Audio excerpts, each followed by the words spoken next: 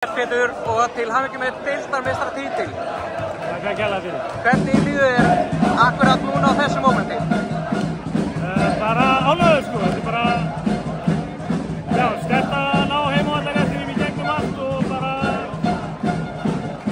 góð validation á okkur að við erum búin að vera svona jafnbestir. 10-3 bæði fyrir og eftir, 8-3 bæði fyrir og eftir og bara ánægður með frammistöðuna sérstaklega í dag. Úrslitakeppnin, hún er bara á næsta leiti. Við þurfum ekkert að tala þennan leik, það var bara, þið voru yfir frá fyrstu mínútu.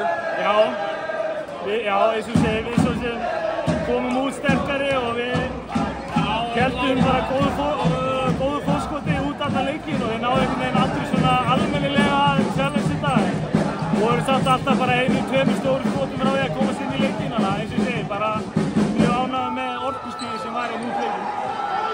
En framhaldið, ég hef ekki búinn að athuga sjálfur, veistu hverju þið mætið?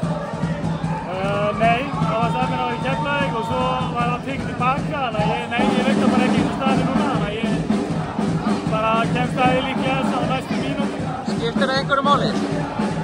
Nei, ekki þannig sko, þetta eru allt mjög fíli þarna, hvort þið er að berjast þarna þetta síðasta sæti eða eins og við hérna að berjast næsta sæti. Við höfum tapað fyrir liðin í næsta sæti, við höfum unnið flesta eða öll liðin, þannig að nei, það skiptir mig ekki þannig sé máli sko.